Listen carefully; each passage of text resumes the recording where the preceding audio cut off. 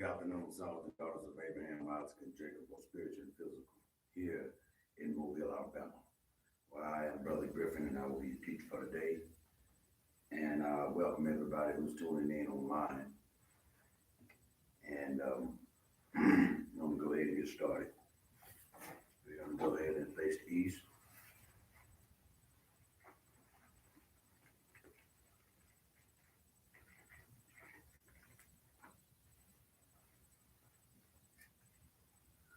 A good name is rather to be chosen than great riches, and loving favor rather than silver and gold. The rich and poor meet together. The Lord is the maker of them all. The prudent man perceiveth evil and hideth himself, but the simple pass on and are punished. By humility and fear of the Lord are riches and honor and life. Thorns and snares are in the way of the froward. He that doth keepeth his soul shall be far from them. Train up a child in the way he should go, and when he is old, he will not depart from it. I've read Psalms 22, verse 1 through 6. May the Lord have a blessing to the reading and the hearing and the doing of his word. In Jesus' name we pray. Amen. Now we're going to go ahead and read the law in Exodus chapter 20. Exodus chapter 20. We're going to pick it up at verse 1. Exodus chapter 20. And we're going to pick this up at verse 1. He said, and God spake all these words, saying, I am the Lord thy God, which hath brought thee out of the land of Egypt, out of the house of bondage. Thou shalt have no other gods before me. Thou shalt not make unto thee any graven image or any likeness or anything that is in heaven above, or that is in the earth beneath, or that is in the water under the earth. Thou shalt not bow down thyself to them, nor serve them. For I, the Lord thy God, am a jealous God, visiting the iniquity of the fathers upon the children unto the third and fourth generation of them that hate me, and showing mercy unto thousands of them that love me and keep my commandments. Thou shalt not take the name of the Lord thy God in vain, for the Lord will not hold him guiltless that taketh his name in vain. Remember the Sabbath day to keep it holy. 6 days shalt thou labor and do all thy work, but the 7th day is the Sabbath of the Lord thy God. In it thou shalt not do any work, thou, nor thy son, nor thy daughter, nor thy manservant, nor thy maidservant, nor thy cattle, nor thy stranger that is within thy gates. For in 6 days the Lord made heaven and earth, the sea, and all that in them is, and rested the 7th day. Wherefore the Lord blessed the Sabbath day and hallowed it. Honor thy father and thy mother, that thy days may be long upon the land which the Lord thy God giveth thee. Thou shalt not kill. Thou shalt not commit adultery. Thou shalt not steal. Thou shalt not bear false witness against thy neighbor. Thou shalt not covet thy neighbor's house. Thou shalt not covet thy neighbor's wife, nor his manservant, nor his maidservant, nor his ox, nor his ass, nor anything that is thy neighbor's. And we're going to go ahead and go to Ecclesiastes chapter 12. Ecclesiastes chapter 12. Ecclesiastes chapter 12. And we're going to pick this up at verse 13. Ecclesiastes chapter 12. And we're going to pick this up at verse 13. Ecclesiastes 12 and verse 13.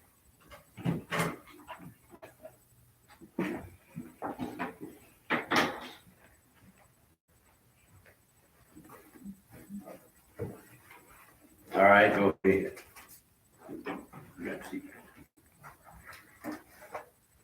Go ahead. Let us hear the conclusion of the whole matter. Fear God and keep his commandments, for this is the whole duty of man.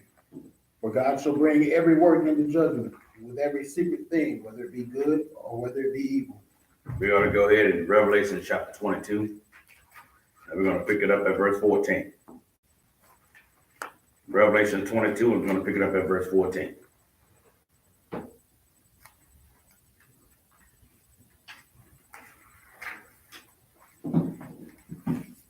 Go ahead when you get there.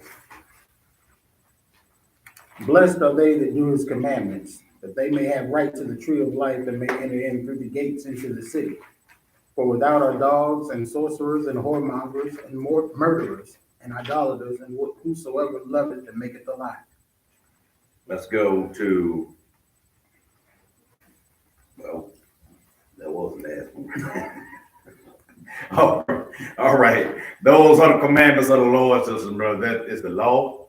And the Lord put that here for us to not only know and to practice, but also to teach them to our sons and our sons' sons. Sisters and brothers, we're going to talk about Black history, sisters and brothers, Black history. And this is the first part of a series of Black history, because this month, sisters and brothers, just like it used to be Black History Week, but guess the guy in the history got Woodrow or some kind of Woodson, but anyway, he petitioned the government to extend it to the whole month. Well, sisters and brothers, of course they approved it, and they will tell you their version of history. Their version of history, it only stops at inventions, and it only stops at the shores of North America. And that's it. That's the only thing they teach you. They barely give you that. However, sisters and brothers, our history goes far back beyond the shores of North America. It goes beyond the shores of Africa. Our history goes beyond all the way back to Genesis. Genesis, sisters and brothers, because it started out Black. Everything that is on this planet, all the people of all nationalities, they all started from Black people, sisters and brothers. And we're going to see that clearly throughout this series. Now, to understand, sisters and brothers, who the Israelites were, how they looked, they had to look like somebody.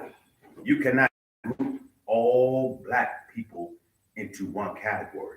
That's just like you saying all Oriental people are Chinese.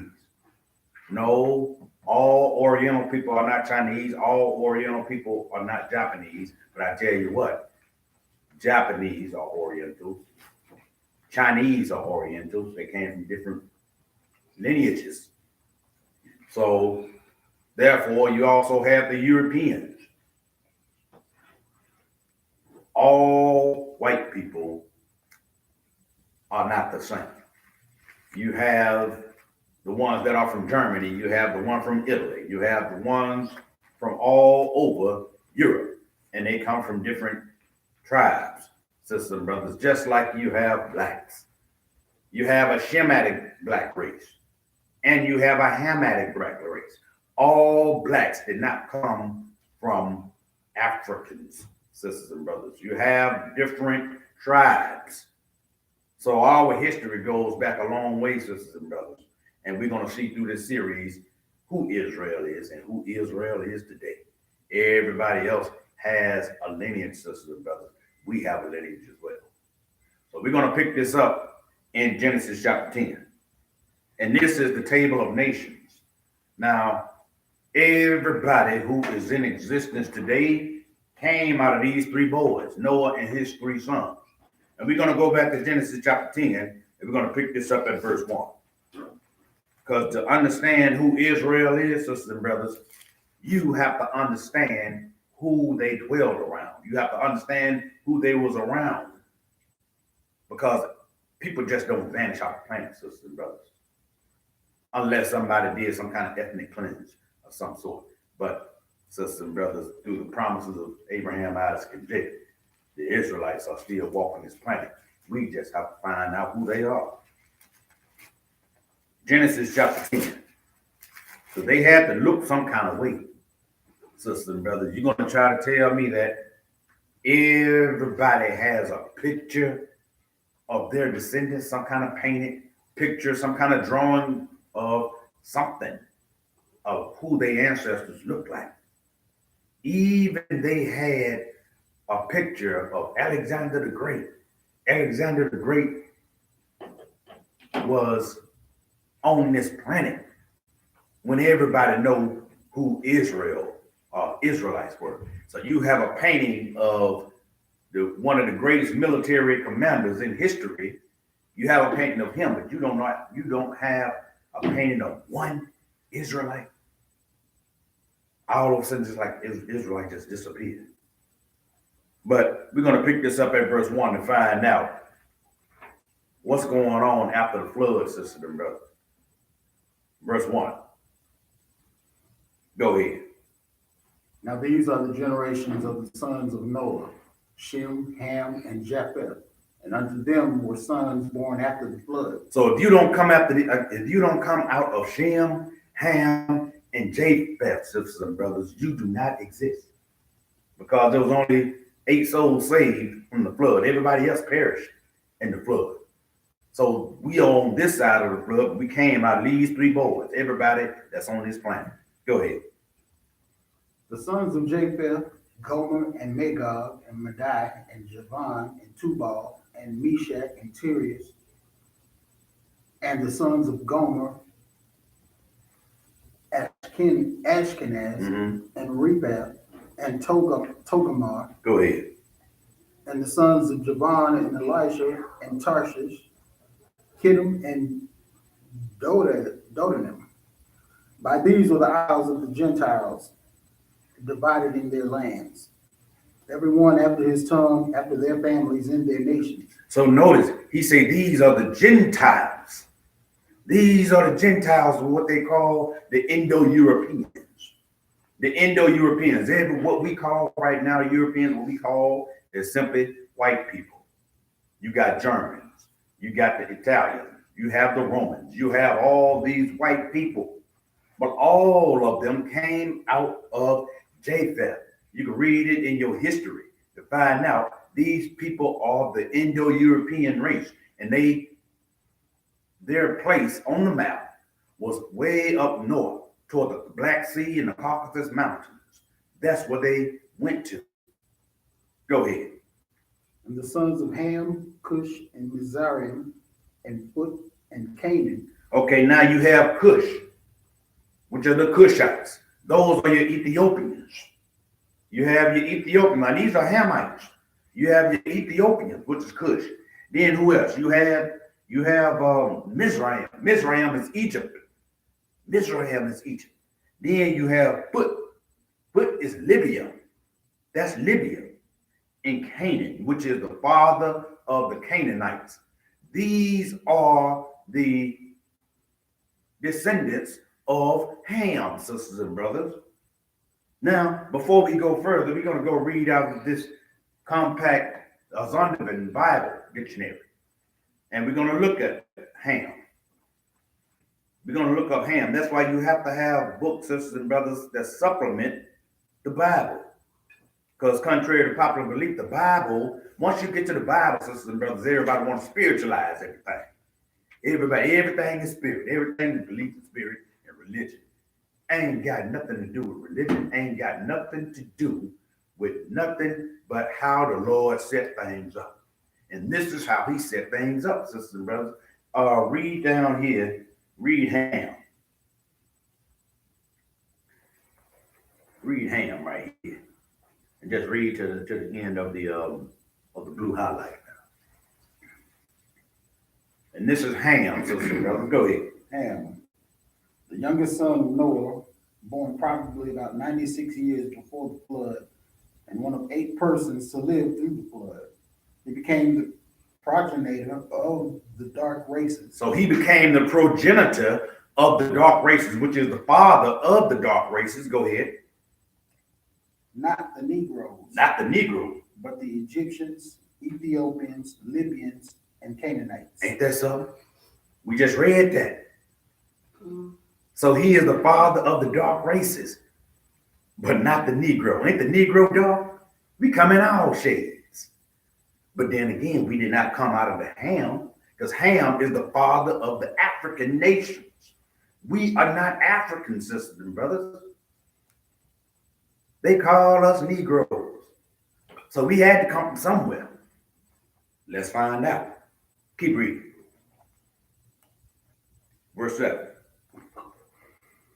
And the sons of Cush, Now these are the Ethiopians. Go ahead. Seba and Havilah, and Sabta and Ramah, and Sabtijah, and the sons of Ramah, Sheba and Dedem. Go ahead. And Cush begat Nimrod. He began to be a mighty one in the earth. Now Nimrod, you can read about him. Nimrod is the father of paganism. Nimrod is the one that oversaw the tower that they built. But go ahead.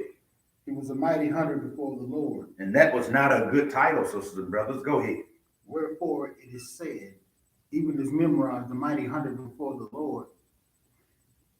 Go ahead. And the beginning of his kingdom was Babel, and Erech, and Akkad, and Calneh in the land of Shinar. In the land of Shinar, sisters and brothers. You know Babylon, the original Babylonians were Ethiopians. The original Babylonians were Ethiopians until Nebuchadnezzar of the Chaldees came and took it over. But they were Babylonians. Go ahead. Out of that land went forth Ashur and builded Nineveh. So those were the Assyrians and the Nineveh. Have you ever heard of the Ninevites? The Ninevites, what Jonah went and preached to, those were Ethiopian people. They were Ninevites. They were black people. Go ahead. And the city of Rehoboth and Calah. And Rezin between Nineveh and Calah, the same is a great city. Go ahead.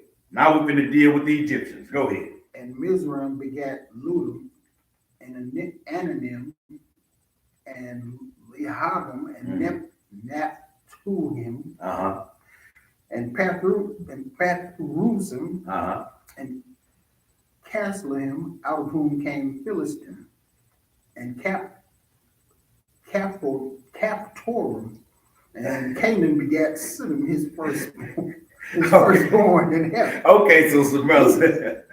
Philistines. Now, Philistines was, because you know who Philistines is? The Philistines are always warned against Israel. But you will know another Philistine was Goliath. Goliath was a Philistine. But he was also what? He also came out of Egypt. Or what we call Mizraimites. But he is a big, tall, black man getting defeated by a short black boy. And we're going to see that. Let's keep on going.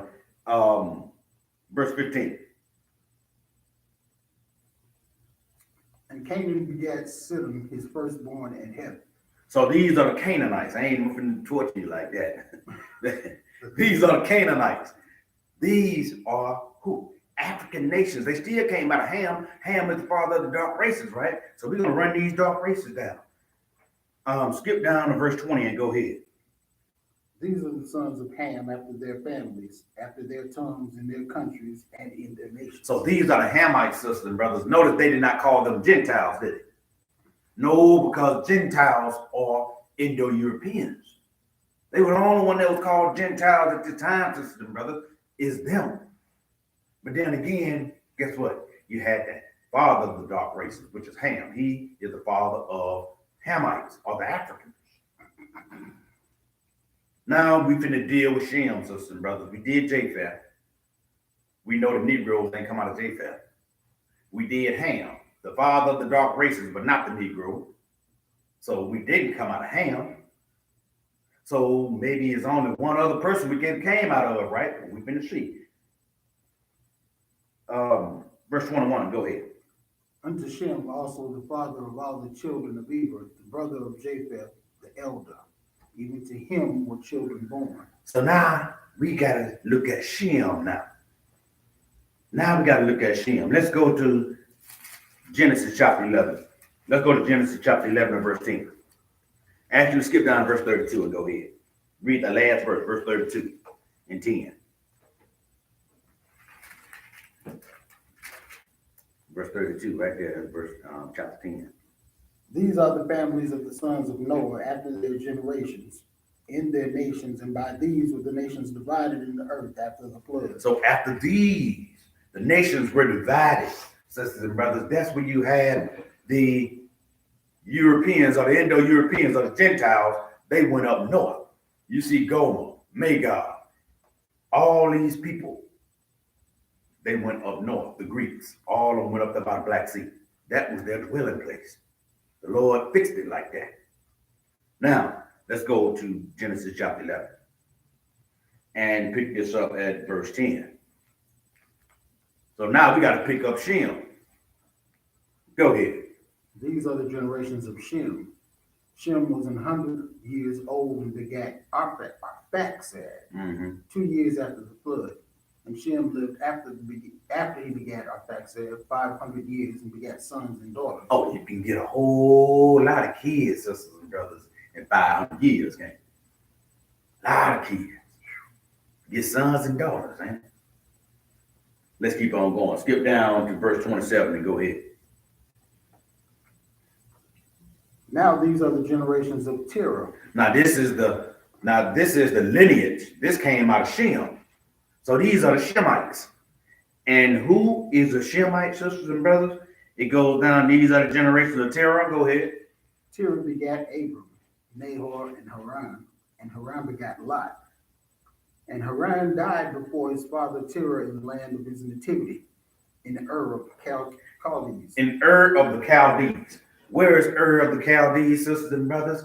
It's right there on the Persian Gulf, right there on the shores of the Persian Gulf. That's where Ur of the Chaldees was located. Go ahead. And Abram and Nahor took them wives. And the name of Abram's wife was Sarai, and the name of Nahor's wife Milcah, the daughter of Haran, the father of Milcah and the father of Iscah. Go ahead. But Sarai was barren; she had no child. And Terah took Abram his son, and Lot the son of Haran his son's son, and Sarai his daughter-in-law, his son Abram's wife. And they went forth with them from Ur to the Chaldees to go into the land of Canaan, and they came unto Haran and dwelt there. Go ahead. And the days of Terah were 205 years, and Terah died in Haran. So now, this is where you have the lineage of Abraham, sisters and brothers, father of faith. His name was Abram. Now we got to look at him. Let's go, because the scriptures call him something else. We got to look at it. Go to Genesis chapter 14. Genesis chapter 14. And see, this is when all these African nations and Sodom and Gomorrah, Sodom and Gomorrah was African nations, and they went to war and everything. So it was all out war. They took Lot, and there was one left alive, and it escaped. And they came to Abram. And we're going to read one verse. Verse 13. Go ahead.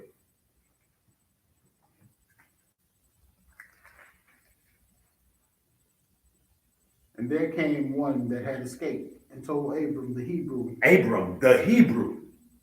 Abram is the only person that was called a Hebrew, sisters and brothers. That's where you get the word Hebrew from. Abraham. Go ahead.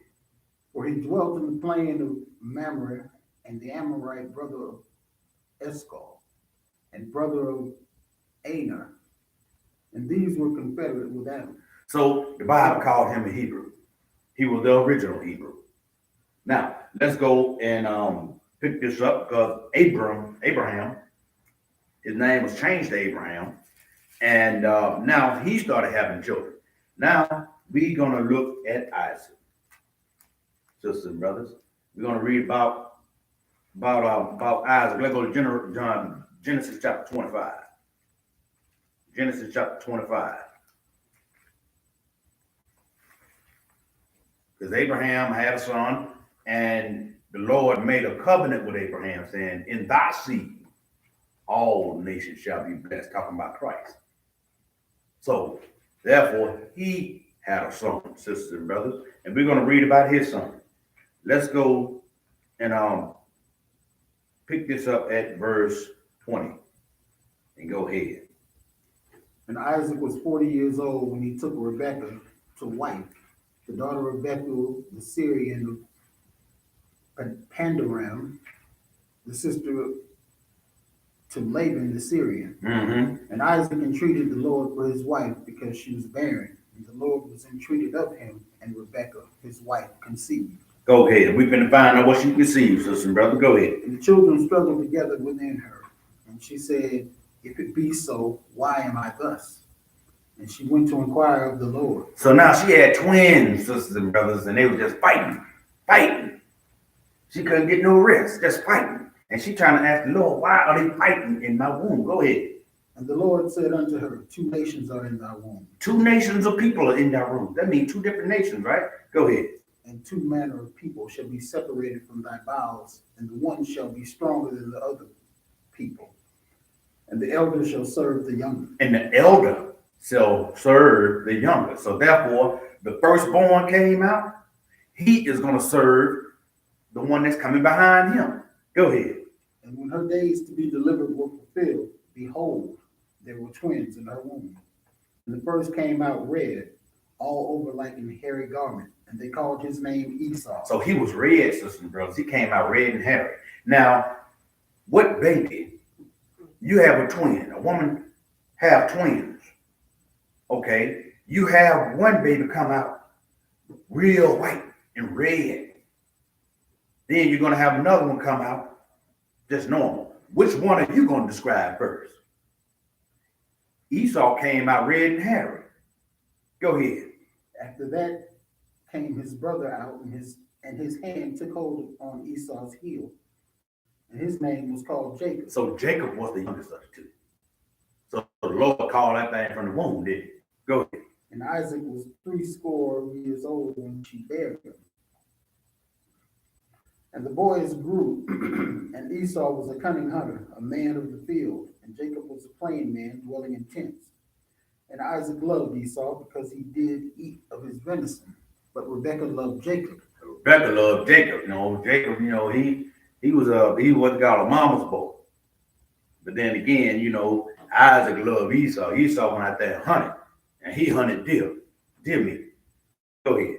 And Jacob saw a pottage, and Esau came from the field, and he was faint. And Esau said to Jacob, feed me, I pray thee, with that same red pottage. I fainted. Therefore was his name called Edom. So now Esau's name was changed to Edom. So Abraham was a Hebrew, right? Which is Jacob and Esau. Ain't they Hebrews too? But just one thing to learn on your way to learning something. But go ahead. And Jacob said, sell me this day thy birthright. And Esau said, behold, I am at the point to die. This birthright to me. So he got hungry out there in the field. He ain't catching nothing. So now he got the birthright, because the birthright automatically was the firstborn. But the Lord said, guess what? The elder is going to serve the younger. The Lord already knew that the birthright was going to end up in Jacob's hand. Go ahead. And Jacob said, swear to me this day. And he swore unto him, and he sold his birthright unto Jacob. Then Jacob gave Esau bread and pottage of lentils, and he did eat and drink, and rose up and went his way. Thus Esau despised his birthright. Esau Despised his birthright. He gave his birthright up for a bowl of soup, but that was already prophesied that he was going to do that, sisters and brothers. It was already seen that he was going to do that. So therefore, he sold his birthright to Jacob. Jacob did not steal anything. But then again, as time goes on, sisters and brothers, it goes on that Isaac was going to die. He's going to die. And he did the blessings before he died. And in Jacob's mind, in Isaac's mind, Isaac was blind. He's old, he's blind, he's about to die. He can't tell the difference between Jacob and Esau, but he can feel and he can smell. So therefore, he went to bless him. So he told Esau, because in his mind, he's thinking that he's supposed to bless the firstborn. But Rebekah already knew that the Lord's elder is going to serve the young. He already said that. So now she disguised Jacob as his brother. He put on some hair from a goat and everything, and she fixed up the deer that Isaac liked so much. and everything. So now she disguised Jacob as being Esau. So when Esau came in, I'm sorry, when Jacob came in, then Isaac blessed Jacob. And he thought he was blessed birthright supposed to go to anyway. Not only the Lord called it, but he bought his birthright from Esau with that bowl of soup. So therefore, now here it is that Esau came back from the field from hunting and had his deer already ready. And next thing you know, that's when he found out that Jacob got the birthright. So now he said, look, when Isaac died, Esau said, I'm gonna kill Jacob when I finish bereaving our father. I'm gonna kill him. So therefore, Rebekah told Jacob to go and flee from Esau. But skip down to verse, let's go to Genesis 32. Genesis 32 and pick this up. Because years can pass by, sisters and brothers, years can pass by. And Jacob already knew that his, and we're going to pick this up at verse 1. Keep in mind, we're still dealing with the lineage of Shem. Because out of Shem came Abraham, Isaac, and Jacob. Pick this up at verse 1 and go ahead. And Jacob went on his way, and the angels of God met him. And when Jacob saw them, he said, this is God's host. And he called the name of that place Mahanaim. And Jacob sent messengers before him to Esau, his brother, unto the land of Seir, the country of Edom. And he commanded them, saying, thus shall ye speak unto my lord Esau. Thy servant Jacob said thus, I have sojourned with Laban and stayed there until now. So Esau, sister, Esau, who is Esau today? Esau is those people over there who call themselves Jews. You know, the ones that got them big old top hats and big curls, and you know, they going back and forth to the well and whatever. Oh, that is Esau. Esau, King Herod, that was his descendants. Another name for Esau is Idumea, or Idumea. But keep on going. Go ahead.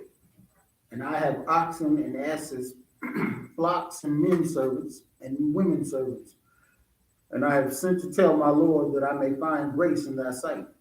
And the messengers returned to Jacob, saying, we came to thy brother Esau, and also he cometh to meet thee, and 400 men with him. Then Jacob was greatly afraid and distressed, and he divided the people that was with him, and flocks and herds and the camels into two bands. Yes, he is scared of his brothers, sisters, and brothers, because he thinking his brother is going to come and get it. Because in his mind, he thinking, oh, you know, he going to get me because he think I didn't con him out of his birthright, even though that he sold it. And the Lord called it from the womb anyway, but keep on going. And said, if Esau come to the one company and smite it, then the other company which is left shall escape. Go ahead. And Jacob said, O God of my father Abraham, and God of my father Isaac, the Lord which says unto me, return unto thy country and to thy kindred, and I will deal well with thee. I am not worthy of the least of all the mercies and of all the truth, which thou hast showed unto thy servant. For with my staff I passed over this Jordan, and now I become two bands. So now Jacob is pleading to the Lord, like, look, Lord, you know, you made the promise, and you know, and what's going on? You know, I'm about to get slaughtered by my brother here. So he is literally scared, shaking in his boots. Go ahead. Deliver me, I pray thee, from the hand of my brother, from the hand of Esau, for I fear him, lest he will come and smite me, and the mother with the children. Go ahead. And thou saidst, I will surely do thee good, and make thy seed as the sand of the sea, which cannot be numbered for multitudes. So the Lord said, look, I'm going to keep my promise. I promised Abraham, I promised Isaac, and I'm promising you. I'm going to keep that promise. Go ahead. And he lodged there that same night, and took took of that which came into his hand a present for Esau his brother. So now he's trying to soften Esau up with all these gifts. That's what he's trying to do. So, but skip down to verse 22 and go ahead. And he rose up that night and took his 2 wives and his 2 women servants and his 11 sons and passed over the ford Jabbok. Mm-hmm. And he came and he took them and sent them over the brook and sent over that he had. And Jacob was left alone, and there wrestled a man with him until the breaking of the day. So now he wrestling somebody, sisters and brothers. Go ahead. And when he saw that he prevailed not against him, he touched the hollow of his thigh, and the hollow of Jacob's thigh was out of joint as he wrestled with him. So what kind of man has just come out of hip and knock it out of joint? Go ahead. And he said, Let me go, for the day breaketh. And he said, I will not let thee go, except thou bless me. And he said unto him, what is thy name? And he said, Jacob. So Jacob wrestling the angel, sisters and brothers. That's what he's doing. And he said, look, let me go for the daybreak. Jacob said, I ain't gonna let you go until you bless me. Then he asked him, look, what is your name? And he said, Jacob, go ahead. And he said, Thy name shall be called no more Jacob, but Israel. For as a prince hast thou power with God and with men, and hast prevailed. That's when the Lord adopted Jacob. He gave Jacob his name, which is Israel. So he changed Jacob's name that day to Israel. That is when he adopted him. Anytime you adopt a child, don't you give that child your last name? I pray thee, thy name. And he said, Wherefore is it that thou dost ask after my name? And he blessed him there. So he's like, what's it to you? I'm telling you my name. So in other words, look, his name was changed to Israel. So the Lord blessed him with that name. Now, let's go and read about one of his children. Let's go read about Joseph. Let's go to Genesis chapter 37. Because, sister and brother, like I said, you, in order to know what Israel, how the Israelites look, or the descendants of Jacob, how they look, we got to compare them to the people who they were around. Genesis 37. And we're going to pick this up at verse 1. All right, go ahead. And Jacob dwelt in the land wherein his father was a stranger, in the land of Canaan. These are the generations of Jacob. Joseph, 17 years old, was feeding the flock with his brethren, and the lad was with the sons of Bilhah and with the sons of Zilpah, his father's wives, and Joseph brought unto his father their evil report. So he was a snitch. He came and told his dad everything his brothers and them was doing. Go ahead. Now Israel loved Joseph more than all his children, because he was the son of his old age. And he made him a coat of many colors. Now Jacob and Israel's name is interchangeable, talking about the same person. Why? Because Jacob's name was changed to Israel by the Lord. Go ahead. And when his brethren saw that their father loved him more than all his brethren, they hated him, and could not speak peaceably unto him. And Joseph dreamed a dream, and he told his brethren, and they hated him yet the more. So Joseph was a dreamer of dreams, sisters and brothers. You tell Joseph your dream, he'll run it down for you what it means. But skip down to verse 22 and go ahead. I'm sorry.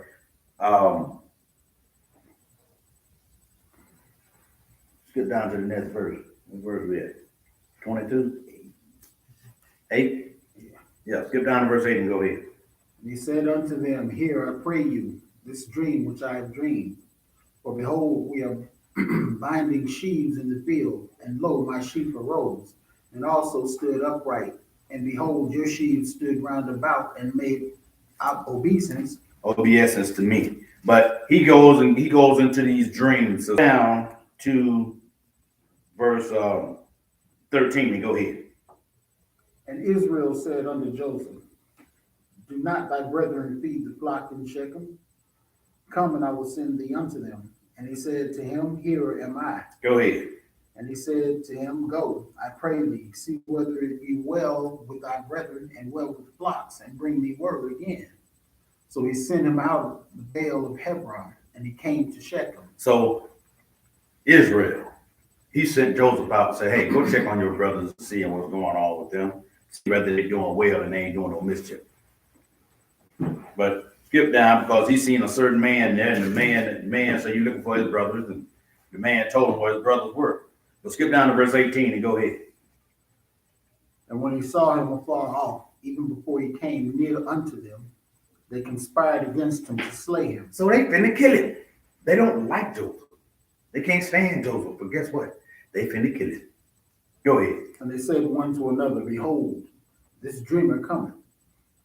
Come now, therefore, and let us slay him, and cast him into some pit, and we will say some evil beast hath devoured him, and we shall see what will become of his dream. Ain't that something? That they are brothers, and they talking about killing Joseph. Go ahead. And Reuben heard it, and he delivered him out of their hands, and said, Let us not kill him. Mm-hmm. Reuben said unto them, Shed no blood, but cast him into this pit that is in the wilderness, and lay no hand upon him, that he might rid him out of their hands to deliver him to his father again. Go ahead. And it came to pass, when Joseph was come unto his brethren, that they stripped Joseph of his coat of many colors that was on him. And they took him and cast him into a pit, and the pit was empty. There was no water in it. So just an empty hole. They just threw him in there. Go ahead. And they sat down to eat bread, and they lifted up their eyes and looked, and behold, a company of Ishmaelites came from Gilead with their camels bearing spicery and balm and myrrh, going to carry it down to Egypt. Go ahead. And Judah said unto his brethren, What profit is it if we slay our brother and conceal his blood? Come and let us sell him to the Ishmaelites, and let not our hand be upon him, for he is our brother and our flesh. And his brethren were content. So he saved Joseph, sisters and brothers. They were about to kill Joseph. Keep on going. Go to verse 28 and go ahead. Then there passed by Midianites and merchantmen, and they drew and lifted up Joseph out of the pit, and sold Joseph to the Ishmaelites for 20 pieces of silver. And they brought Joseph into Egypt. And that's how Joseph got into Egypt, sisters and brothers. He was sold into Egypt by the merchant men. Go ahead. And Reuben returned unto the pit, and behold, Joseph was not in the pit, and he rent his clothes. And he returned unto his brethren and said, The child is not, and whither shall I go?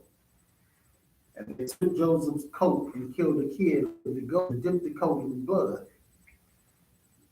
And they sent the coat of many colors, and they brought it to their father and said, This have we found, thy son's coat or no? And now ain't that some evil stuff?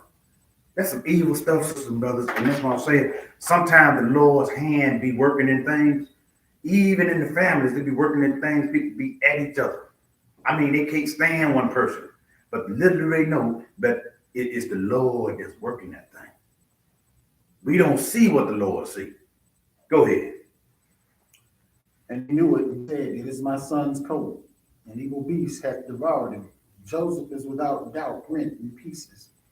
And Jacob rent his clothes, put sackcloth upon his loins, and mourned for his son many days. Mm-hmm. And all his sons and all his daughters rose up to comfort him, but he refused to be comforted. And he said, For I will go down into the grave unto my son mourning. Thus his father wept for him. Go ahead. And the Midianites sold him into Egypt unto Potiphar, an officer of Pharaoh and captain of the guard. So he was sold down to Potiphar, an Egyptian. So we're going to pick this up in verse 39. In verse 39. Chapter 39. Chapter 39, we're going to pick this up at verse 1. Because that's how they got down into Egypt, sisters and brothers. Joseph did. But, sisters and brothers, the Lord will put you in some situations, some dire situations. You think you're not even going to come out of it. But sometimes it's for the greater good. Maybe it's to get somebody out your life, or maybe it's to come up, or something like that. But He gonna do some special working in your life, and you might thinking you getting punished. But we're gonna keep now. I'll pick this up at verse 1 and 39. Go ahead. When Joseph was brought down to Egypt, and Potiphar, an officer of Pharaoh, captain of the guard, an Egyptian, bought him of the hands of the Ishmaelites, which had brought him down thither. See, Ishmaelites, those are the people that's the descendants between Abraham and Hagar, the Egyptian. See, they are the Arabs, sisters and brothers. Those are the Arabs that we know of today, but they're Ishmaelites. However, sisters and brothers, they sold Joseph down into Egypt. And notice, Egypt came from Ham, Mizraim, the father of the dark race. We know the Egyptians are a dark race. Go ahead. And the Lord was with Joseph, and he was a prosperous man. He was in the house of his master, the Egyptian. Go ahead. And his master saw that the Lord was with him, and that the Lord made all that he did to prosper in his hand. Even the Lord will make your enemies at peace with you. Go ahead. And Joseph found grace in his sight, and he served him and he made him overseer over his house, and all that he had put into his hand. Go ahead. And it came to pass from the time that he had made him overseer in his house, and over all that he had, that the Lord blessed the Egyptian's house for Joseph's sake. And the blessing of the Lord was on all that he had in the house and in the field. And sometimes, sisters and brothers, the Lord will put you in the midst of somebody. All of a sudden, their life was bad. And guess what? It makes a turn for the better when you come around. Why? Because you are helping that person, and you are indeed helping the Lord's people or the Lord's child. But skip down to verse 12 and go ahead. I'm sorry. Skip down to verse 7. Go ahead. And it came to pass after these things that his master's wife cast her eyes upon Joseph, and she said, "Lie with me." So she looked at Joseph, this young man coming in there. I think, what, he's about 17 years old. Now she want to sleep with him. Go ahead. But he refused and said unto his master's wife, "Behold, my master wotteth not what is with me in the house, and he hath committed all that he hath to my hand. Go ahead. There is none greater in this house from me, but thee, because thou art his wife. How then can I do this great wickedness and sin against God?" Notice he didn't say sin against Potiphar or his master, did he? See, that is a real man of God, sisters and brothers. Why? Because he is going to look at sinning against God instead of sinning against that person. That person don't have a heaven and hell to put you in, sisters and brothers. You have to be sure. You have to be careful that you do not sin against the Lord. Why? Because the Lord said, "Thou shalt not commit adultery." So that's what he was doing, sisters and brothers. He was avoiding evil, just like Job was. Job was avoiding evil. But she kept on doing it. She kept on doing it. And kept on doing it. Skip down to verse 12 and go ahead. And she caught him by his garment, saying, "Lie with me." And he left his garment in her hand and fled and got him out. Go ahead. And it came to pass, when she saw that he had left his garment in her hand and was fled forth, that she called unto the men of her house and spake unto them, saying, "See, he hath brought in Hebrew unto us to mock us. He came in unto me to lie with me, and I cried with a loud voice." Ain't that something? Now she just lied on Joseph, saying that Joseph raped her. Go ahead. And it came to pass, when he heard that I lifted up my voice and cried, that he left his garment with me and fled and got him out. And she laid up his garment by her until his Lord came home. And she spake unto him according to these words, saying, "The Hebrew servant which thou hast brought unto us came in unto me to mock me." Go ahead. And it came to pass, as I lifted up my voice and cried, that he left his garment with me and fled out. Don't that sound familiar, sisters and brothers? Oh, yeah, that sounds familiar. Yeah. Accused of rape. That's the first thing they're going to do. Accuse you of rape. Go ahead. Well, Skip down to verse 20 and go ahead. And Joseph's master took him and put him into the prison, a place where the king's prisoners were bound. And he was there in the prison. So Joseph got thrown into prison for being falsely accused of rape. So now he got thrown in prison. Just imagine how mad you be if you get thrown into prison for something that you didn't do. Yeah, you know you didn't do it. And while he was in prison, sisters and brothers, he met two other people that was in prison. He met a chief baker.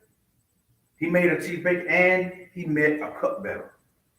And Joseph interpreted their dreams, sisters and brothers. One of them died.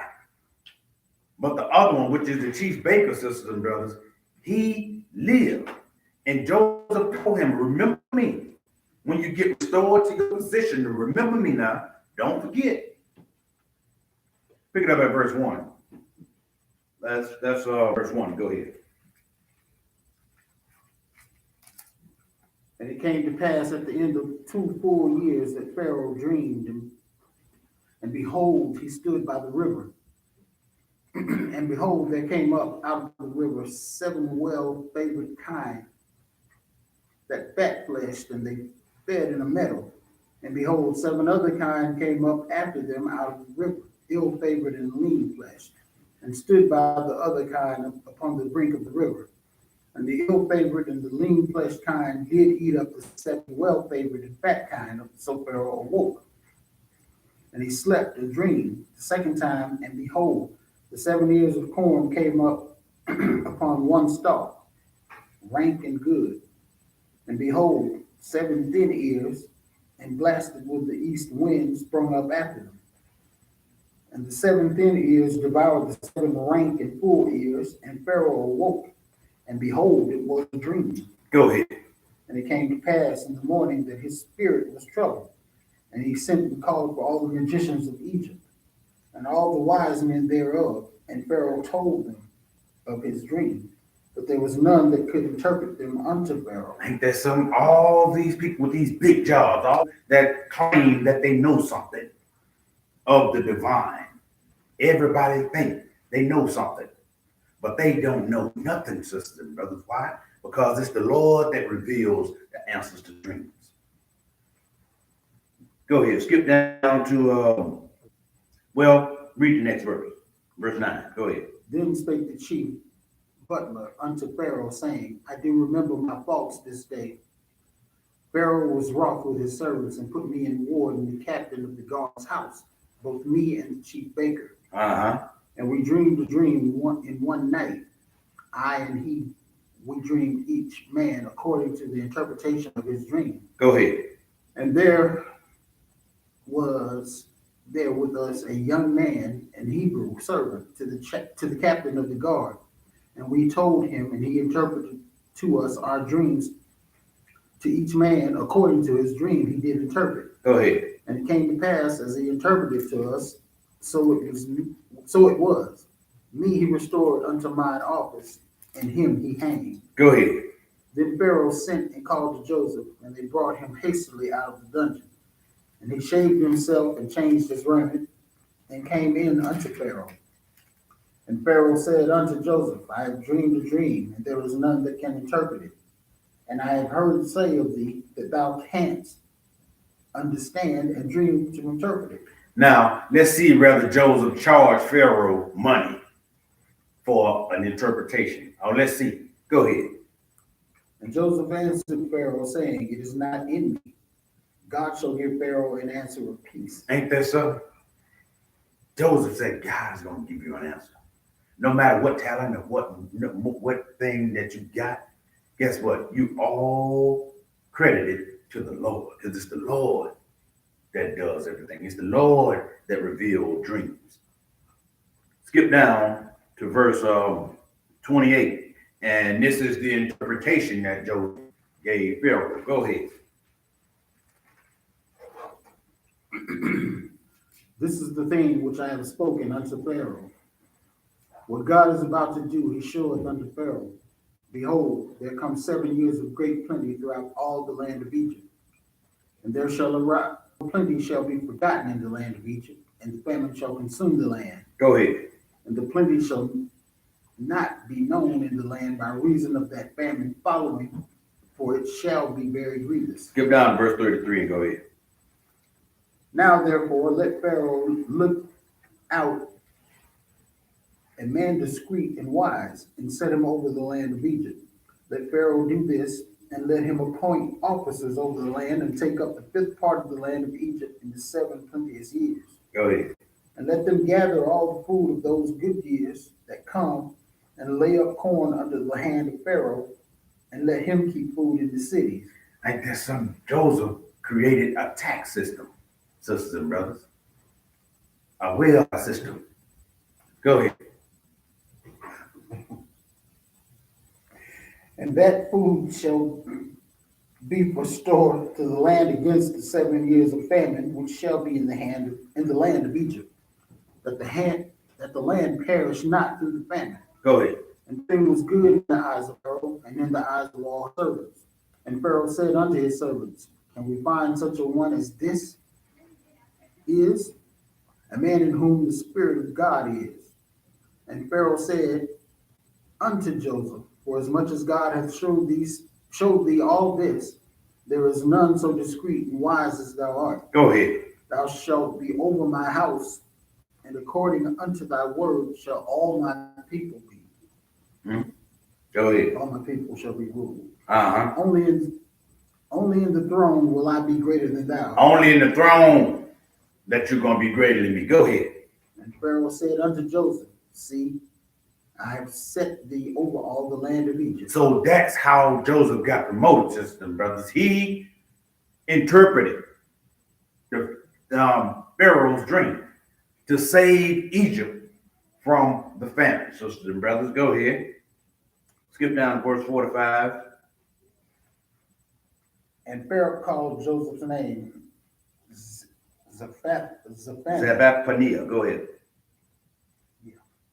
And he gave him to wife Asenath, the daughter of Potiphar, priest of On. Uh-huh. And Joseph went out over all the land of Egypt. And Joseph was 30 years old when he stood before Pharaoh, king of Egypt. And Joseph went out from the presence of Pharaoh and went throughout all the land of Egypt. Go ahead. And in the 7 plenteous years, the earth brought forth by handfuls. So now, there it is. Now, he's the second ruler in Egypt. Second ruler in Egypt, sisters and brothers. Skip down to verse 53 and go ahead. And the 7 years of plenteousness that was in the land of Egypt were ended. And the 7 years of dearth began to come according as Joseph had said.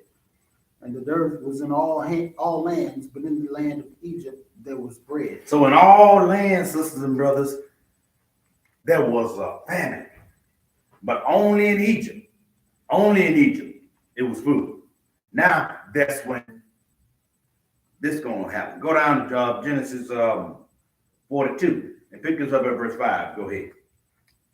And the sons of Israel came to buy corn among those that came, for the famine was in the land of Canaan. And Joseph was governor over the land. Hold on for a second. Go down to Genesis chapter 42 and verse 1.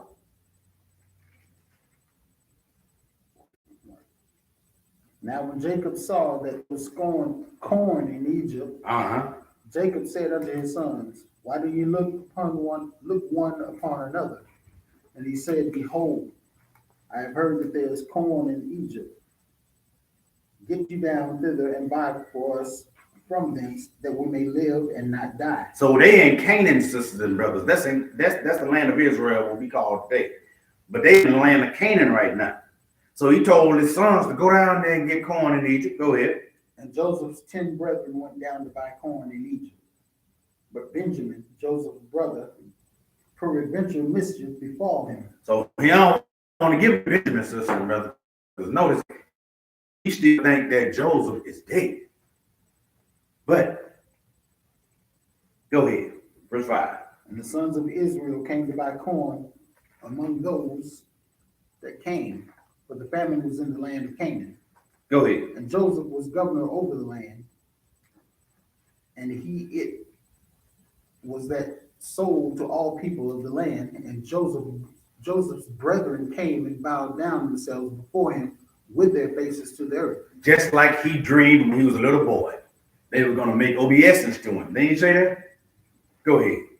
And Joseph saw his brethren, and he knew them, but made himself strange unto them, and spake roughly unto them. And he said unto them, Whence come ye? And they said, From the land of Canaan to buy food. So Joseph knew his brothers and sisters and brothers. Go ahead. And Joseph knew his brethren, but they knew him not. But they knew him not. Why they didn't know him, sisters and brothers?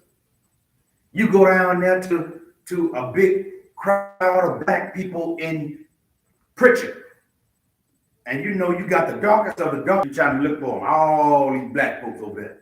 And how long it's going to take you to find your brother?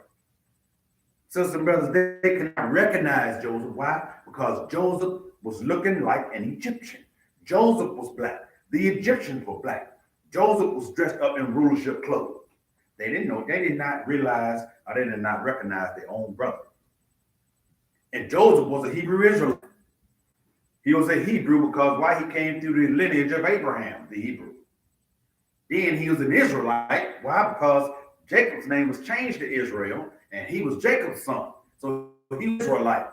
So therefore, he was a Hebrew Israelite. It has nothing to do with religion. It has to do with a lineage. Go ahead. And Joseph remembered the dreams which he dreamed of them, and said unto them, Ye are spies.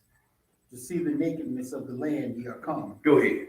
And they said unto him, Nay, my lord, but to buy food are thy servants come. So now they still don't know. They still have not recognized. Sons, we are true men. Thy servants are no spies. So now he talking to them, but they have no idea who Joseph is.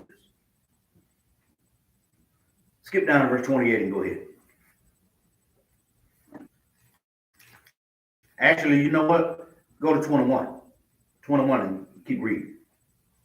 They said one to another, We are verily guilty concerning our brother, in that we saw the anguish of his soul when he besought us, and we would not hear. Therefore is this distress come upon us. So now they realizing like, hey, we done messed up now.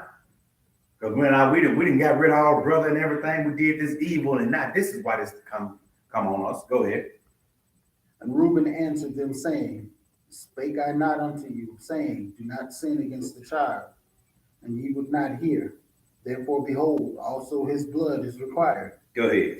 And they knew not that Joseph understood them, for he spake unto them by interpreter. So they don't understand their language, but he played it off. Go ahead. And he turned himself about from them and wept, and returned to them again, and communed with them, and took from them Simeon, and bound him before their eyes. So now he understanding them, sisters and brothers. They don't realize that he's speaking by an interpreter. He understands everything else. What we at? That was the end of 24. That was the end of 24. Let's keep going. Because see, now they sitting here talking to their brother. They don't even much realize who he is. Go ahead. We're going to go to Genesis 45. Genesis 45.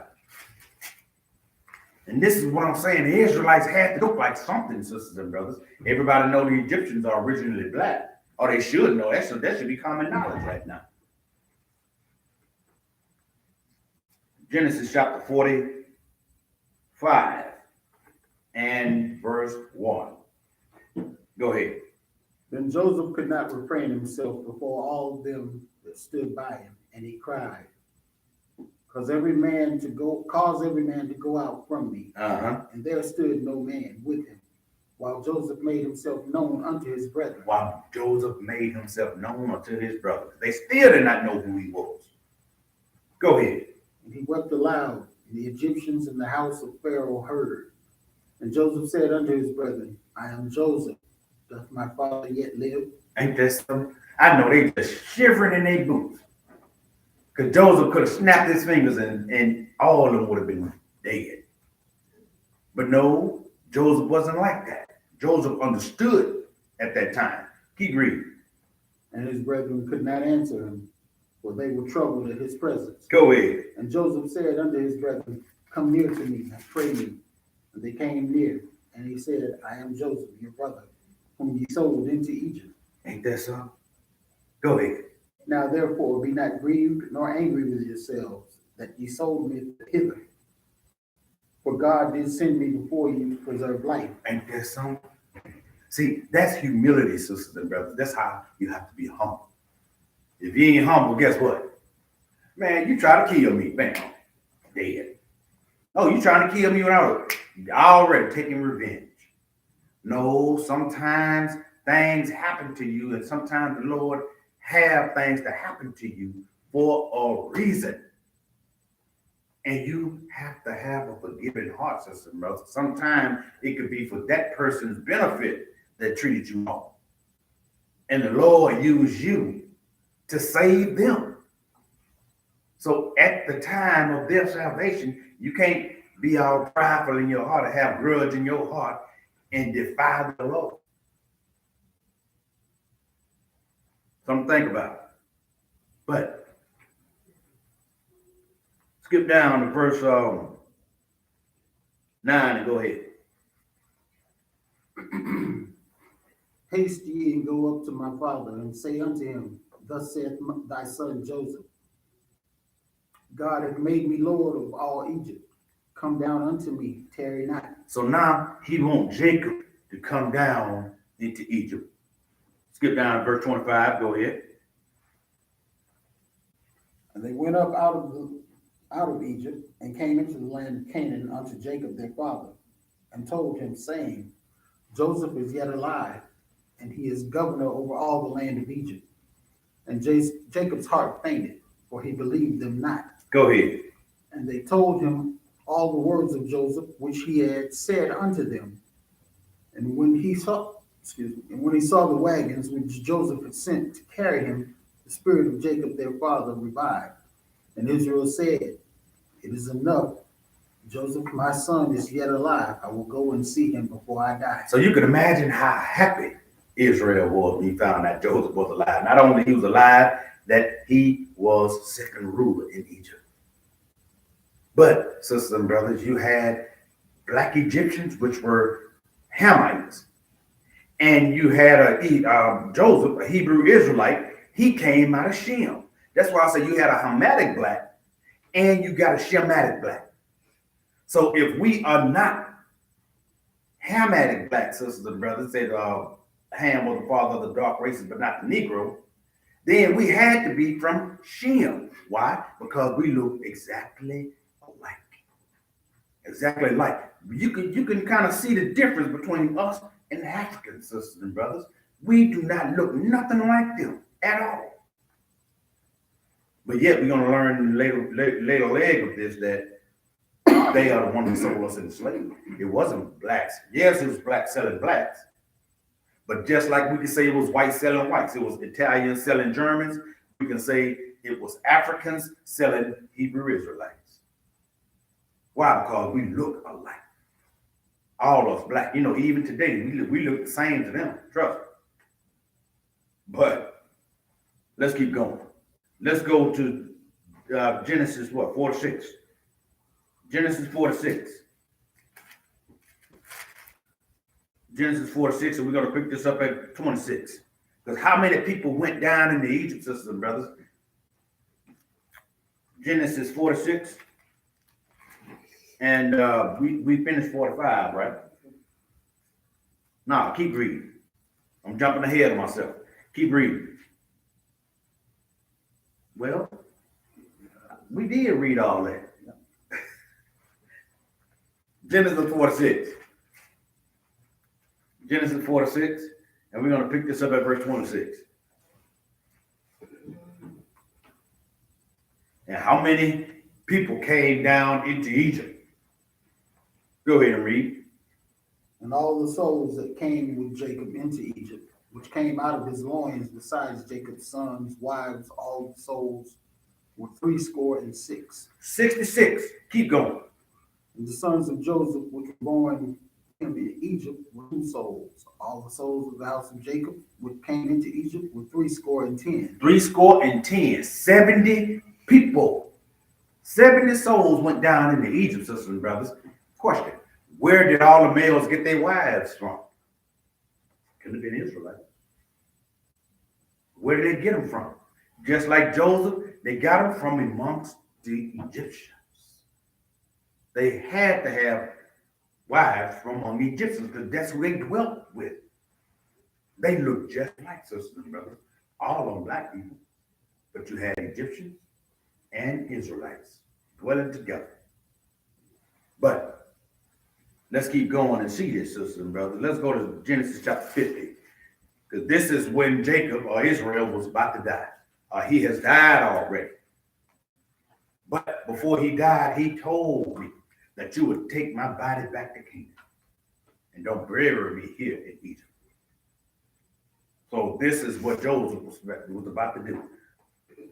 Genesis chapter 15, we're going to pick this up at verse 1. Genesis chapter 15, verse 1, sisters and brothers. And we're going to see a couple of people, sisters and brothers, that are black, that has been color-coded. But we're going to see a couple more as this lesson go forward. Go ahead. Pick it up at verse 1. And Joseph fell upon his father's face and wept upon him and kissed him. And Joseph commanded his servants, the physicians, to embalm his father. And the physicians embalmed Israel. Go ahead. And 40 days were fulfilled for him, for so are fulfilled the days of those which are embalmed. And the Egyptians mourned for him 70 days. Go ahead. And when the days of his mourning were past, Joseph spake unto the house of Pharaoh, saying, If now I have found grace in your eyes, speak, I pray you, in the ears of Pharaoh, saying, My father made me swear, saying, Lo, I die in my grave, which I have digged for me. In the land of Canaan, there shalt thou bury me. Now therefore let me go up, I pray thee, and bury my father, and I will come in. Go ahead. And Pharaoh said, Go up and bury thy father, according as he made thee swear. Uh-huh. And Joseph went up to bury his father, and with him went up all the servants of Pharaoh, the elders of his house, and all the elders of the land of Egypt. So all these Egyptians and all these Israelites going up there to bury Israel. Go ahead. And all the house of Joseph and his brethren and his father's house, only their little ones and their flocks and their herds they left in the land of Goshen. And there went up with him both chariots and horsemen, and it was a very great company. And they came to the threshing floor of Atad, which is beyond Jordan, and there they mourned with a great and very sore lamentation. And he made a mourning for his father 7 days. So they was mourning, they was crying, they was mourning hard, sisters and brothers. Go ahead. And when the inhabitants of the land of the Canaanites saw the mourning in the floor of Atad, they said, This is a grievous mourning to the Egyptians. This is a grievous mourning to who? The Egyptians. Why he didn't say the Egyptians and Israelites? Why? Because they seen them going up on that mountain, and they seen all them black folks dressed like Egyptians. And they couldn't tell one from the other. So guess what? They say this is a grievous time, a grievous mourning to the Egyptians. Go ahead. Wherefore the name of it was called Abel Mizraim, which is beyond Jordan. Abel Mizraim, which is beyond Jordan. This is a grievous mourning for the Egyptians. But you had Egyptians and you had Israelites together. Now, let's keep going. Let's look at Moses, sisters and brothers. He came from what tribe? Joseph is his own tribe, but also Moses came out of the tribe. Let's go to Exodus chapter 1. Exodus chapter 1, and we're going to pick it up at verse 1. Exodus 1, and we're going to pick it up at verse 1.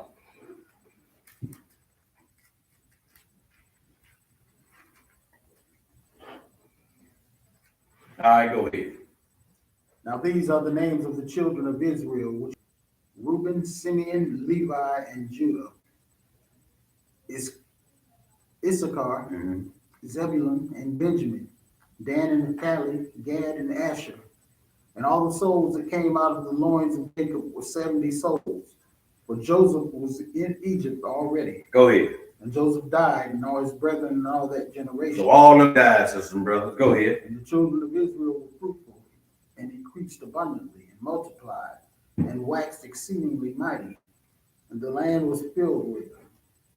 Now then, and he said unto his people, Behold, the people of the children of Israel are more and mightier than we. Come on, let us deal wisely with them, lest they multiply, and it come to pass that when there falleth out any war, they join also unto our enemies and fight against us, and so get them up out of the land. They was reproducing so quick, sisters and brothers, because the Lord said, look, you're going to be like the sands of the sea.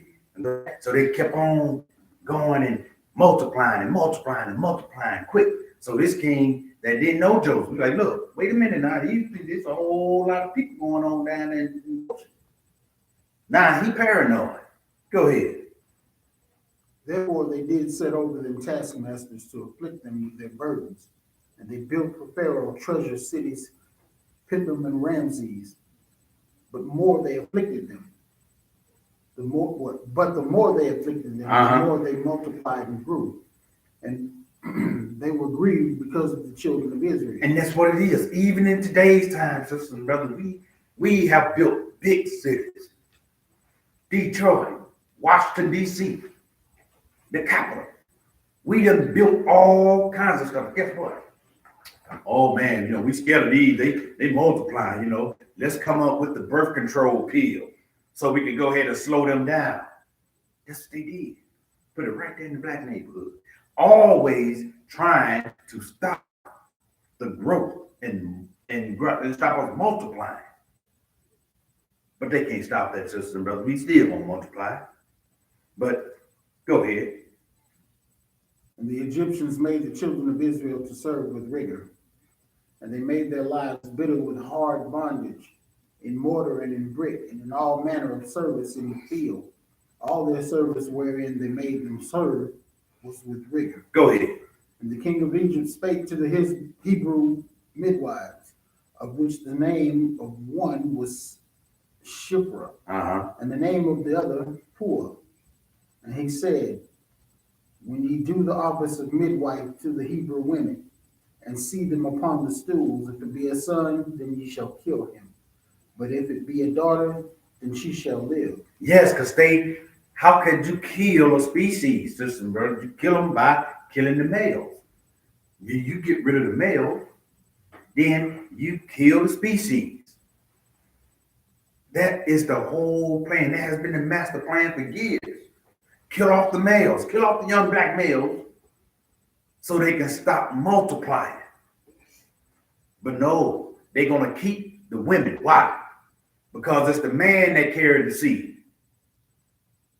If the male is an Egyptian and the woman is an Israelite, that child is going to be an Egyptian, not an Israelite. So therefore, kill all the males, and you have killed all the Israelites over the generations. But sisters and brothers, the midwives didn't do that, and the Lord looked after them. And skip down to verse 22 and go ahead, because Pharaoh found out that they wasn't doing it, and this is what he resulted to. Go ahead and read.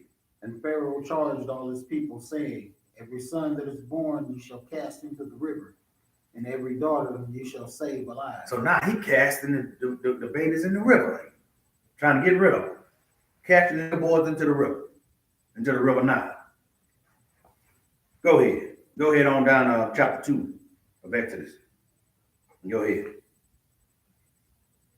And there went a man of the house of Levi, and took wife a daughter of Levi, and the woman conceived and bare a son. And when she saw him that he was a goodly child, she hid him 3 months. Go ahead. And when she could no longer hide him, She took for him an ark of bulrushes and daubed it with slime and with pitch, and put the child therein. And she laid it in the flags by the river's brink. And his sister stood afar off to wit what would be done to him. So Miriam just following him. Go ahead. And the daughter of Pharaoh came down to wash herself at the river. And her maidens walked along by the river's side. And when she saw the ark among the flags, she sent her maid to fetch it.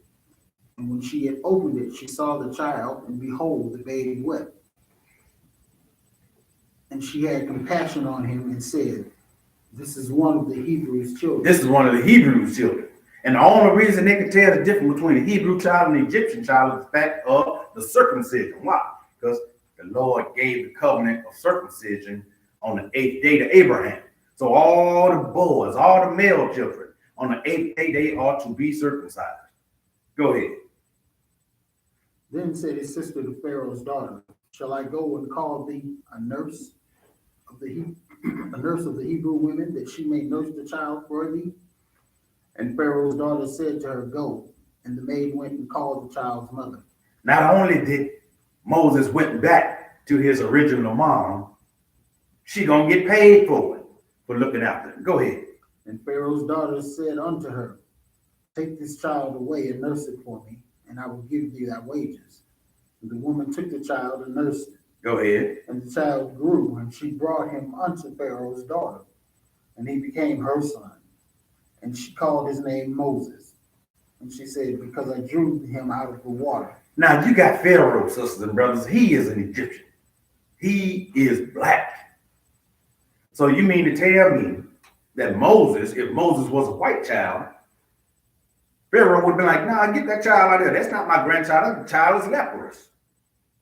But no, Moses passed off as being a grandson of Pharaoh. Go ahead.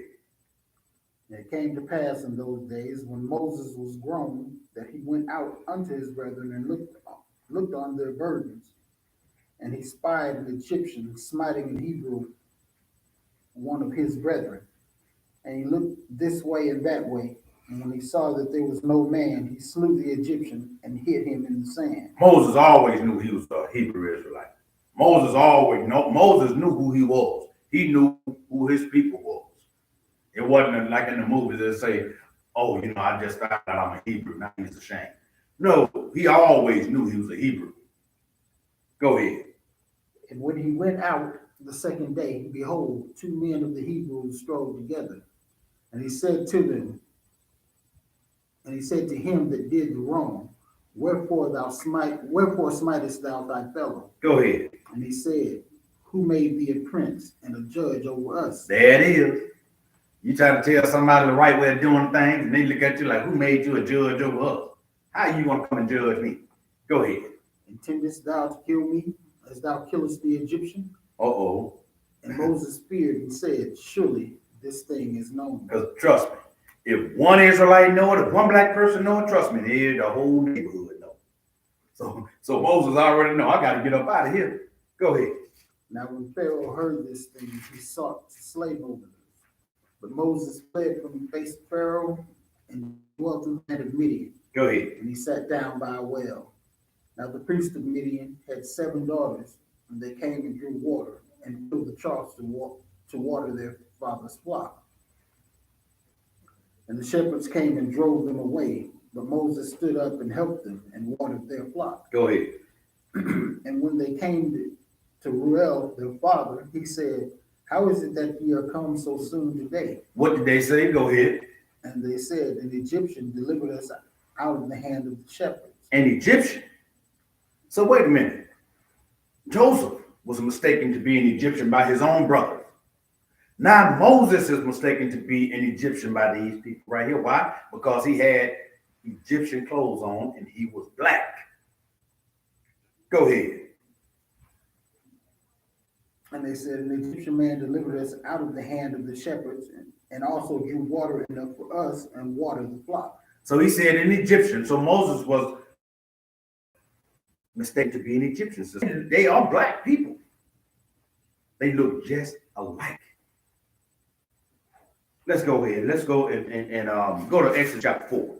Because this is when the Lord was commissioning Moses to go back and free the children of Israel from Egypt. Pick it up at verse 1 and go ahead. And Moses answered and said, But behold, they will not believe, nor hearken unto my voice. For they will say, Hebrew Israelite, hey, you know the Lord, this and this and that. Man, the Lord ain't say that. Same thing back then. Lord ain't say that. Go ahead. And the Lord said unto him, What is that in thine hand? And he said, A rod. And he said, Cast it on the ground. And he cast it on the ground, and it became a serpent. And Moses fled from before it. Go ahead. And the Lord said unto Moses, Put forth thine hand and take it by the tail.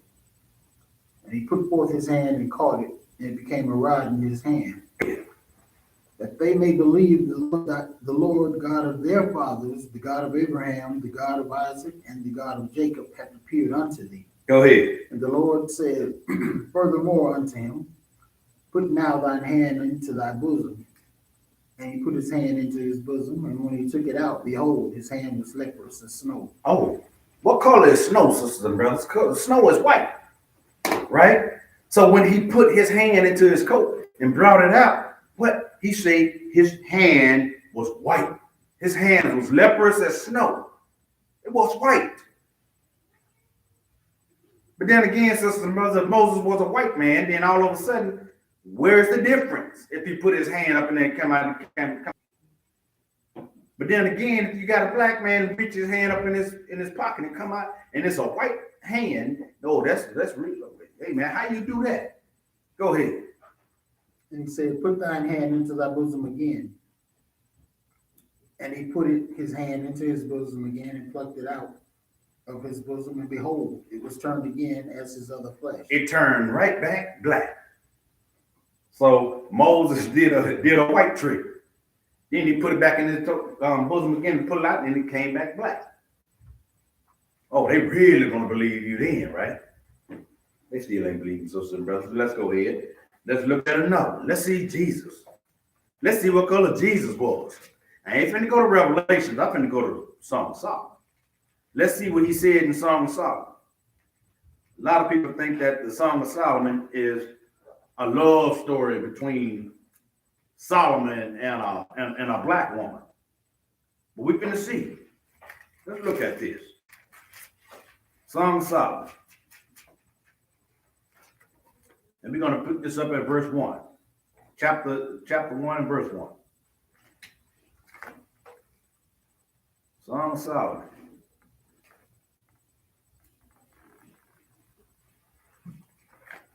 Gotta get my page here to go.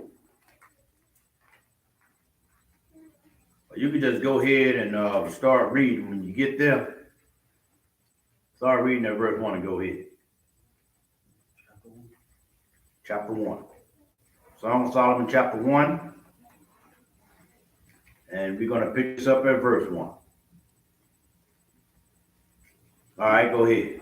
The Song of Songs, which is Solomon's. Uh-huh. Let him kiss me with the kisses of his mouth, for thy love is better than wine, is as ointment poured forth. Therefore do the virgins love thee. Do the virgins love thee, sisters and brothers? Go ahead. Draw me, we will run after the king. The king hath brought me into his chambers. We will be glad and rejoice in thee. We will remember thy love more than wine. The upright love thee. The upright love thee. Everybody who loves Jesus. They love him. But then again, this is the response that he gives. This is the response. Go ahead. I am black, but comely, O ye daughters of Jerusalem, as the tents of Kedar, as the curtains of Solomon. Go ahead. Look not upon me because I am black. Look not upon me because I am black. Go ahead. Because the sun hath looked upon me. Uh-huh. My mother's children were angry with me. They made me the keeper of the vineyards. But mine own vineyard have I not kept. So who is this that is black? Who is that? Look not upon me because I am black. Let's go to Psalm 69 and find out. Because he said, look, he said, my mother's children was angry with me. Let's find out who this is. Psalm 69. Psalm 69, we're going to pick this up at verse 6. Psalm 69, we're going to pick this up at verse 6. All right, go ahead. Let not them that wait on thee, O Lord God of hosts, be ashamed for my sake. This is the Lord speaking to the Father, saying, look, let not them that wait on thee, O Lord of hosts, be not ashamed, what? For my sake. Go ahead. Let not those that seek thee be confounded for my sake, O God of Israel. Go ahead. Because for thy sake I have borne reproach. Shame hath covered my face. For thy sake I have borne reproach, sisters and brothers. Go ahead. I am become a stranger unto my brethren, an alien unto my mother's children. Who is this? He is an alien to his mother's children. Who is that? Go ahead. For the zeal of thine house hath eaten me up, and the reproaches of them that reproach thee are fallen upon me. The sins of them, what that sin against you, it fell on me. So I am the one that's got to bear these sins, Father. Let's find out. Let's go to Romans. Let's go to Romans chapter 15. And this is what you got to do, sisters and brothers. You got to read this book. Romans chapter 15. And we're going to read. Who is this? Romans 15. And pick this up at verse 1. Romans 15 and verse 1. Go ahead. We then that are strong ought to bear the infirmities of the weak, and not to please ourselves. Let every one of us please his neighbor for his good to edification. Go ahead. For even Christ pleased not himself. No, he didn't. Go ahead. But as it is written, the reproaches of them that reproached thee fell on me. So that was talking about Jesus, sisters and brothers. So he said, look, his mother's children was angry with him. He was alienated from his mother's children. But the reproaches of thee fell upon me. So that is Jesus that's speaking in the Song of Solomon, sisters and brothers. That is the Lord. That is the Lord that say, I am black, but calmly. That is the Lord say, look not upon me because I'm black. The sun that bore down on me. That is the one. He said that. So he is black, sisters and brothers. Let's go to Isaiah chapter 5 and find out who the vineyard of the Lord is. Because he said, you made me keepers of other vineyards, and my own have I not kept. Let's go to Isaiah chapter 5. Isaiah chapter 5 and find out who the vineyard of the Lord is. Isaiah chapter 5, we're going to pick this up at verse 1. Isaiah 5 and verse 1. All right, go ahead. Now will I sing to my well-beloved the song of my beloved, touching his vineyard. My well-beloved hath a vineyard in a very fruitful hill, and he fenced it, and gathered out stones thereof, and planted it with the choicest vine in the midst, and also made a winepress therein. And he looked that it should bring forth grapes, and it brought forth wild grapes. He looked, and it saw it bring forth grapes, sisters and brothers. He gave Israel everything they need to survive as a nation. He gave them everything. And he was just waiting for them to bring forth grapes. But he said he brought forth wild grapes. Go ahead. And now, O inhabitants of Jerusalem and men of Judah, judge, I pray you, betwixt me and my vineyard. What could have been done more to my vineyard that I have not done in it? Wherefore, when I looked that it should bring forth grapes, brought it forth wild grapes. Lord, I did everything for him. Go ahead. And now, go to, I will tell you what I will do to my vineyard. I will take away the hedge thereof, and it shall be eaten up, and break down the wall thereof, and it shall be trodden down. He gonna remove his protection off of this vineyard. And everybody gonna be trodden on this vineyard. Everybody's gonna be trodden down. They don't care. Because it's the Lord's vineyard. But the Lord say, look, I'm not even gonna keep this vineyard no more. Go ahead. And I will lay it waste. It shall not be pruned nor digged. There shall come up briars and thorns. I will also command the clouds that they rain no rain upon it. Go ahead. For the vineyard of the Lord of hosts is the house of Israel. Is the house of Israel. The whole vineyard of the Lord of hosts is the house of Israel. Go ahead. And the men of Judah his pleasant plant. And he looked for judgment, but behold, oppression for righteousness, but behold, a cry. That's what he looked for. He looked for judgment. But yet something else came. The wild grapes. He said, I ain't plant this. Wait a minute. Where did this come from? But let's go and see this comparison again, sisters and brothers. Let's go to Amos chapter 9. Amos chapter 9. Amos chapter 9, because the Lord also compared us to somebody else. Amos chapter 9. And we're going to read one verse here. Well, probably not one verse. We're going to go up a couple of verses before that. But Amos chapter 9. Amos chapter 9. And we're going to pick this up at verse 7. And the Lord asked a question here.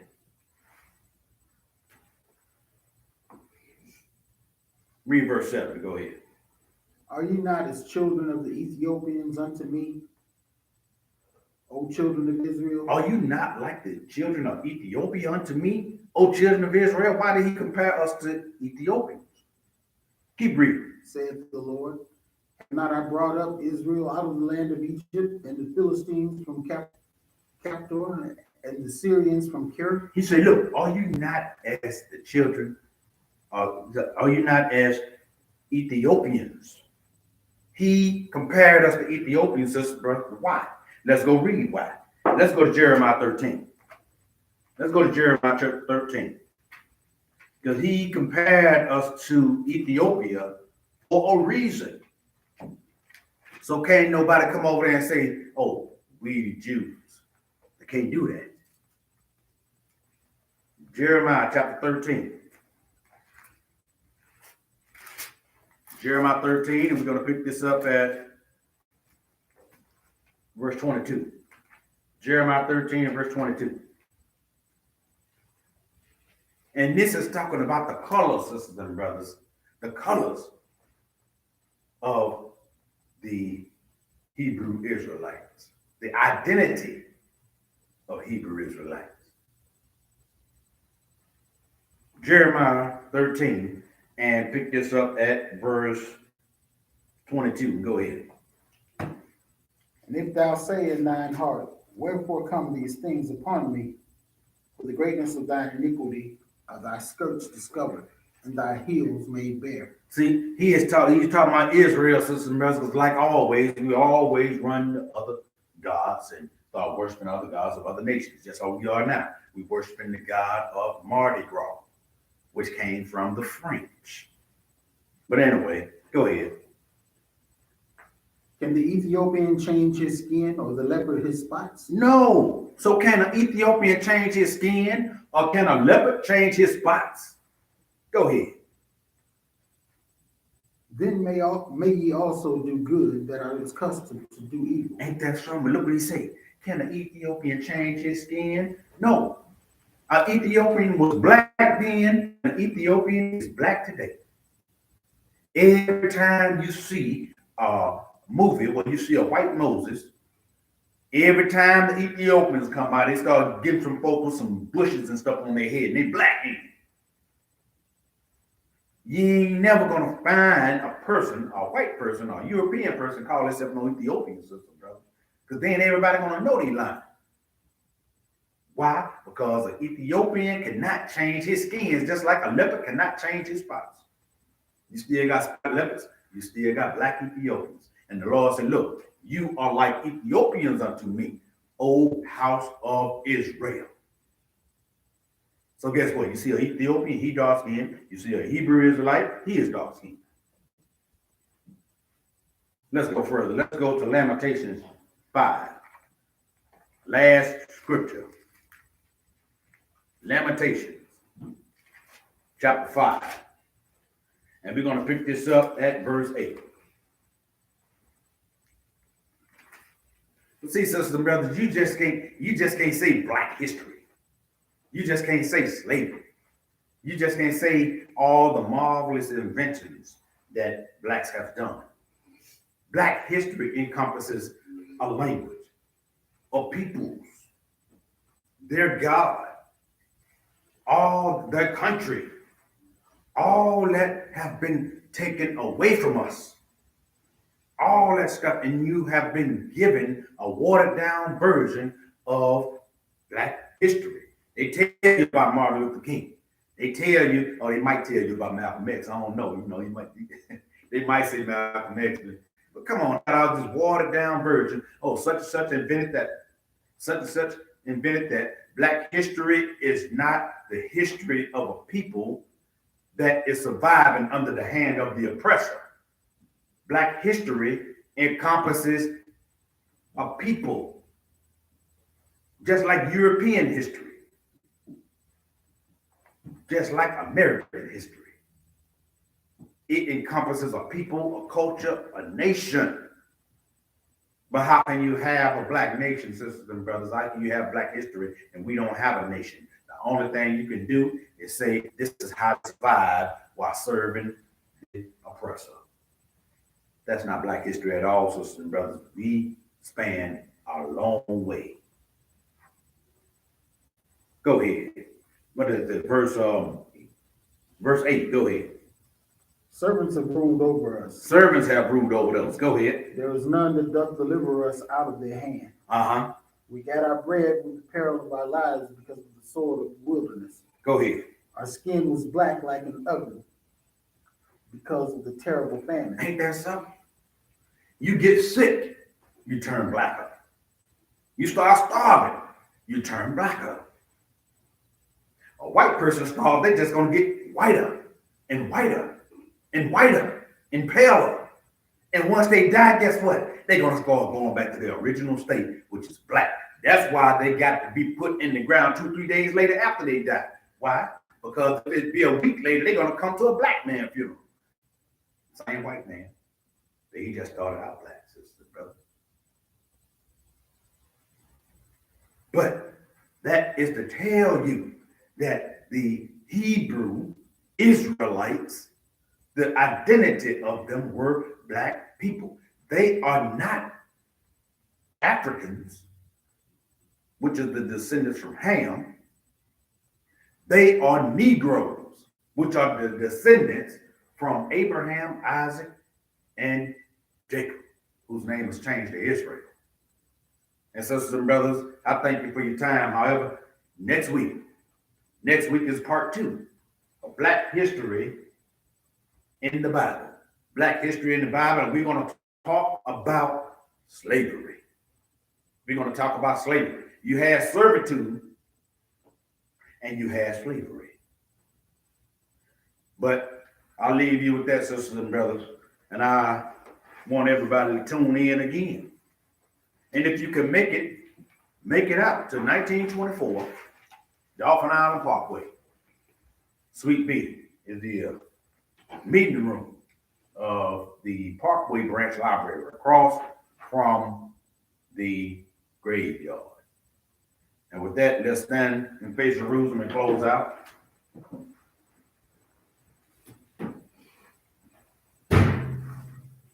Our Father, who art in heaven, hallowed be thy name. Thy kingdom come, thy will be done in earth